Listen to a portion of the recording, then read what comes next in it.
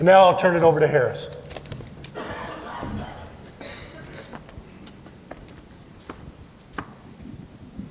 Nope. There you go. Thanks, Sarah. Thank you, Gary. Oh, thank you. There you go. All right. Thank you, Gary. Let's talk some retail business. The tri-state retail market can be best described as or compared to monopoly. Everyone wants Boardwalk and Park Place, or even better, compared to Shuffleboard. As retailers are working through the end of a down market, there's a lot of activity or shuffling for position in advertising, marketing, and location. Let's start with the big boxes. Last year, we showed you JCPenney's new ad campaign and pricing strategy as a move that JCPenney used to attract more foot traffic in their retail locations. This, for the most part, has been successful, and we asked if Macy's would follow suit. Well, while most retailers have been hit hard by the internet and online sales, Macy's embraced it and figured out the right balance between e-sales and floor sales. In 2011, Macy's had 23 fulfillment centers, or internet-compatible stores. They figured out if you allow your customers the ease of internet shopping, but get them to pick up the merchandise at the retail location, that customer spends 50% more than the original online purchase. By Christmas of 2012, Macy's had 292 fulfillment centers. Someone saw the internet light bulb. Remember, though, you can't buy a Starbucks, get a haircut, or have a nice relaxing dinner out on the internet.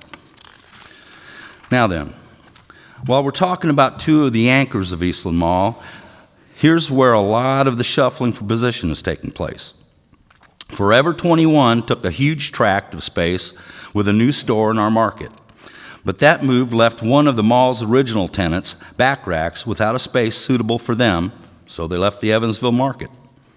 While Eastland Mall is repositioning for changes and new tenants, we see this adding to new growth at southeast corner of Virginia Streets and Green River Road with the construction of a new 10,000 square foot strip center anchored by mall tenant Sleep Number beds, a new Chipotle Mexican grill, and what we desperately need on Green River Road, another eyeglass store. This location sold for $900,000. And the asking rents for the new center, definitely a trophy corner location, is commanding $32 a square foot. The Grand Traverse Pie Company sold for $950,000 to another original tenant of Eastland Mall, Rogers Jewelers. The southwest corner of Vogel and Burkhart Road will be their new home. Another original tenant of the mall, Grandy's, is being displaced for jewelry giant Jared. We're excited to finally see some new life in Lawndale with Planet Fitness and the new Heritage Family Dental Center. Let's hope we see this trend continue. Lawndale also saw the opening of Ruler Foods. 3 years ago, an independent study of food prices was conducted in our area. The findings were that the Evansville area had substantially higher food prices than the surrounding metro areas. Very limited competition was one of those big factors. Today, that's not the case. The grocers have had an impact on the retail market in a big way.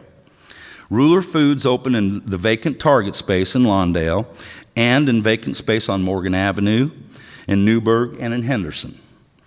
Beeler's transformed their West Side IGA into a Priceless Foods with more conversions to follow, we understand. We have Sherway, Save-A-Lot, Aldi's, GFS, in addition to our existing Schnucks, Wesselman's, and Beeler's. The discount retail grocery business is on the move.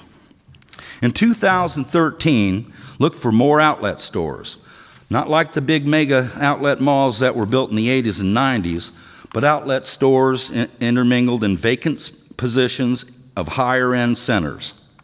A good example is Banana Republic Factory Store and Versona that both opened in 2012 in the Evansville Pavilion.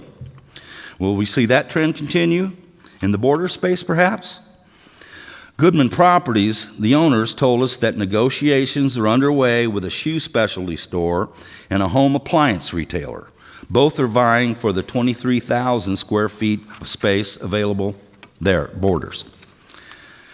The current asking price, again, $32 per square foot triple net. Now, this square foot price has been mentioned a couple times tonight, but it's not the norm. With retail demand rising, we are seeing a slight rise in retail pricing, but you can still get a good location in some well-positioned centers in the $12 to $14 per square foot range. Again, we emphasize that knowledge of the market, and that market is changing daily. Retail, restaurant, and bar market has taken a huge hit with this economy, with approximately 12 local retailers closing in the last year. Some will say it's due to our anti-smoking laws implemented this year. We believe the economy was the main factor, and the lack of disposable income. The closing of 3 of the largest grossing bars in Evansville, the Fox and Hound, Stoney's, and Fast Eddie's, leaves a big gap in the local retail bar scene. Who's going to fill that gap? Well, we know that Astar has Fast Eddie's under contract, so let's wait and see what they have in store for us. There are 2 great indicators of how our economy is doing.